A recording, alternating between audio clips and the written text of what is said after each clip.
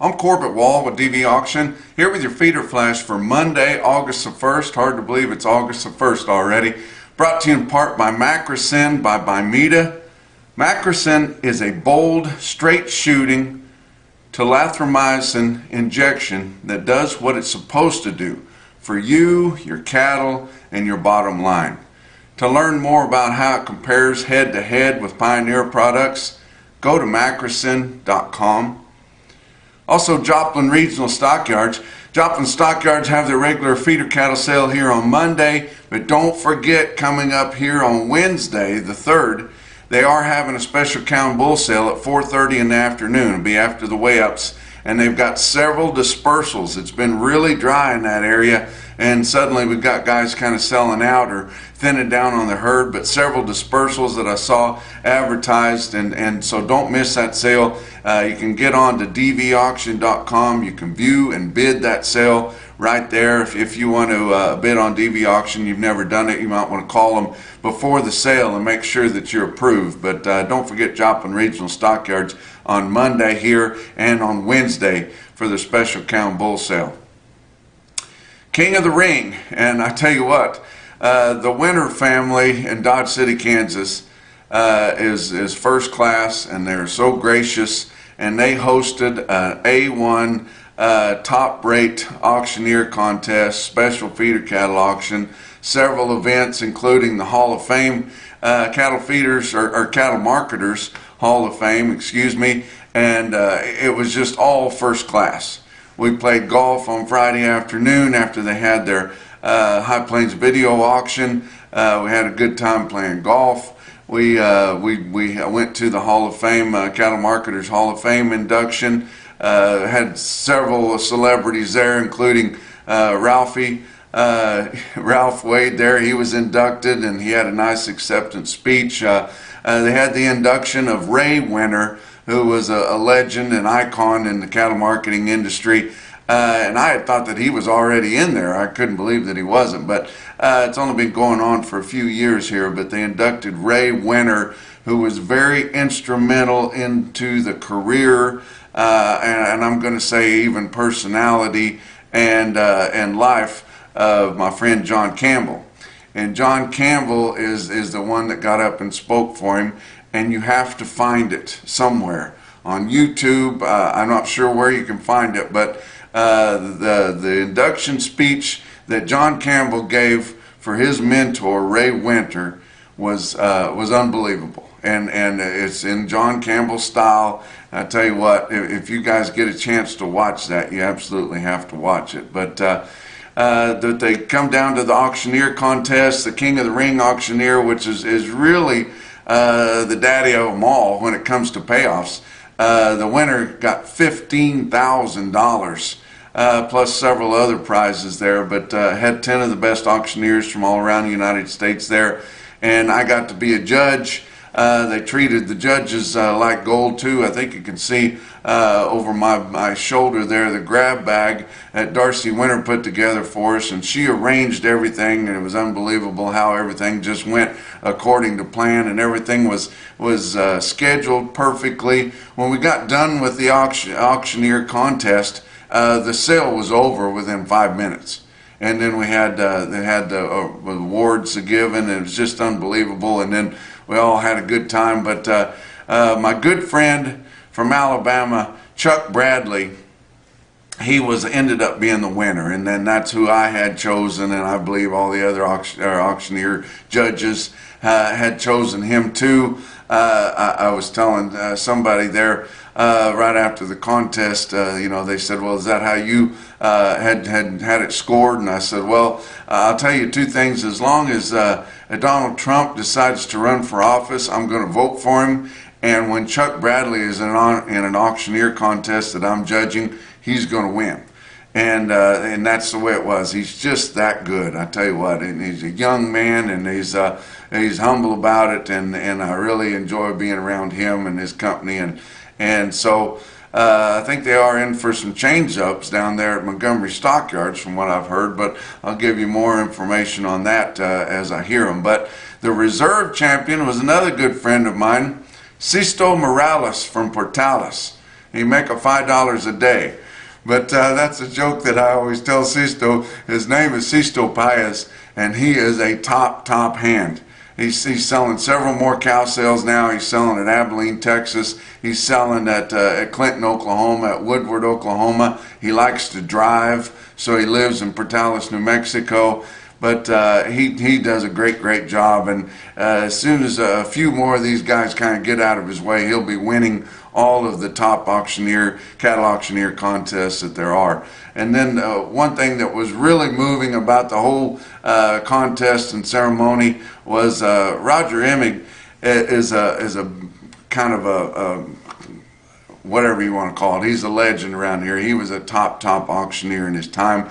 Died way before his time, and they still talk about him in the brightest of lights. And I tell you what, they have the Roger Emig Champion's Choice, which the other auctioneers vote on their favorite, and I couldn't have been more tickled to see my good friend Brian Little win that. Brian Little, he just recently sold Coffeyville, Kansas livestock market, but you know, he was just within 1 or 2 places of winning the World Livestock Auctioneer Championship several times. Hadn't been in a contest for a while. Still very good and a better guy. But was really enjoyed the whole festivities there. And I'll tell you a little bit about the feeder cattle auction special when I get to that point in the report. Sunday afternoon, going to be traveling up to my dear friend Jimmy Craig's summer spot there in Cottonwood Falls, Kansas, where he ships yearlings out of the Flint Hills all summer, and going to be having a get together there. And then he's invited me to join him in a shipping on Monday morning early, and he had called me a couple of months ago and he said, man, I got a cowboy shipping I wish you was going to be around for. And I said, well, don't dare me, because I get around and just happen to be able to come through that area on my way up to Omaha, Nebraska early this week for some meetings. But looking forward to being there with Jimmy. I'll tell you guys all about it on our next visit. But shipping yearlings in the Flint Hills this time of year, that's quite a treat, and I'm just looking forward to being with him and seeing the whole finishing of that shipping. I'm not sure whose cattle they are. I'm not sure where they're going. None of my business, but I grew up doing that kind of thing and really enjoy it. But got some sad news that I got over the weekend. It was the untimely passing of Cersei Peoples. Many of you know him. He was with Cactus Feeders in procurement for many years. More recently with Central Stockyards and the Fed Cattle Exchange. But Cersei lived in my hometown of Canyon, Texas there, and I had interaction with him quite often.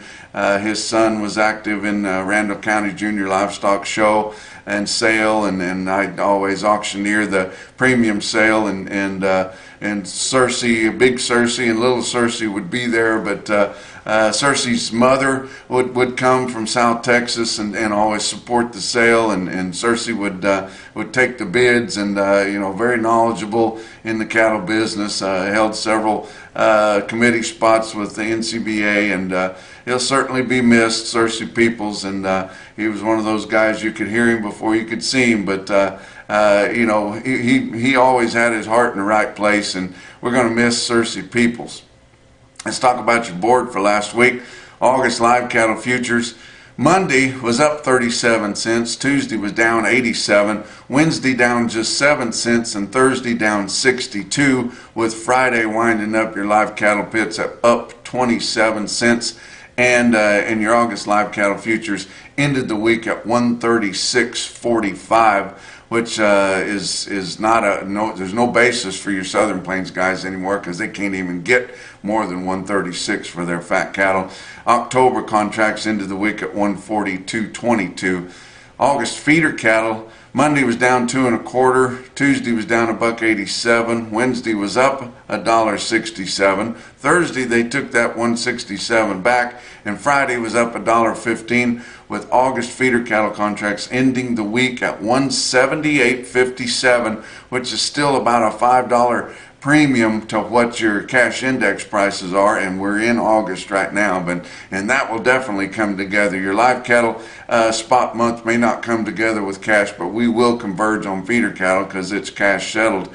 September contracts on feeder cattle ended the week at 181.55. Fat cattle trade up through Thursday, 54,700 head was all. Had a little bit more trade on Friday, but from Monday through Thursday last week in direct fed cattle marketing in your 5-area feeding region, your live prices were unevenly steady to maybe a buck lower late in the week, but for the most part, Monday through Thursday, your prices for 135 to 146, still a pretty sizable spread there. And of course, the top prices being paid in the northern plains and the bottom prices being paid in the southern plains. But your weighted average up through Thursday on live sales was 139.07, running about a buck and a half cheaper than the previous week.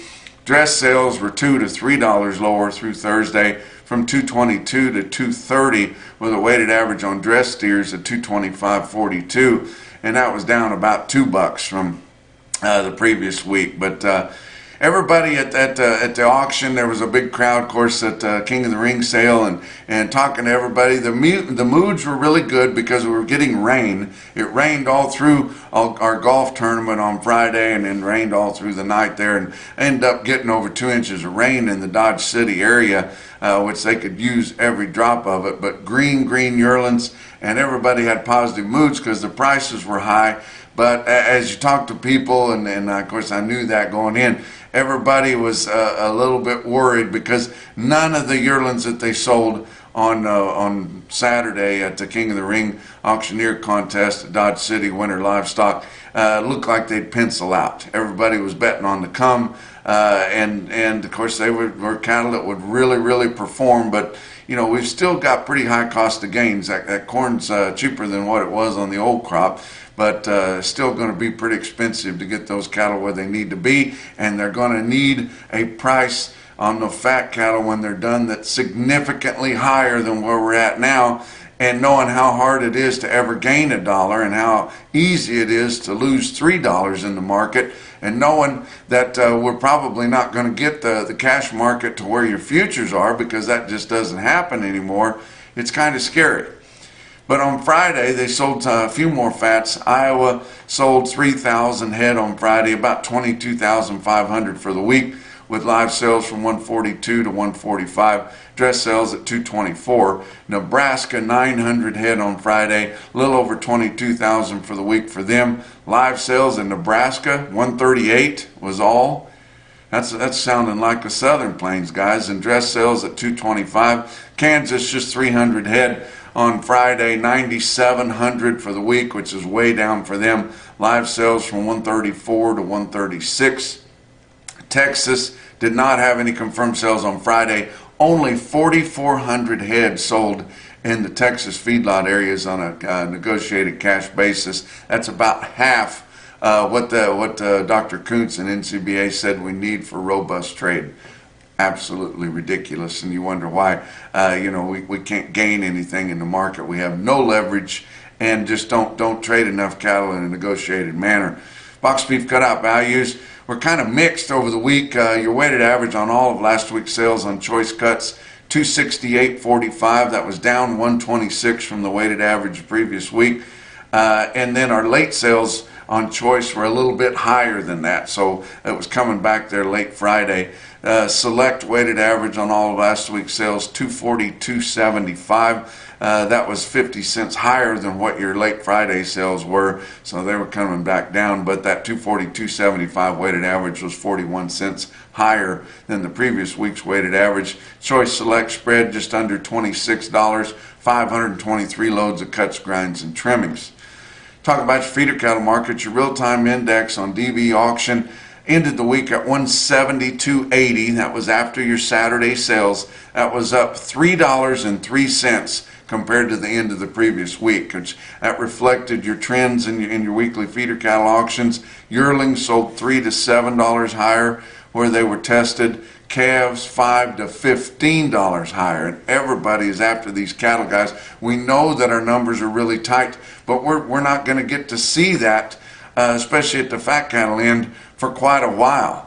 And like I was talking with one of my friends on Saturday, your placements, your July placements are going to be scary high, and I'm not sure if those analysts that put together the guests are taking that into account, because it's hard to get your handle on it, because we don't report, USDA does not report your feeder cattle auctions in Central Texas, South Texas, East Texas, and North Texas anymore, only in West Texas.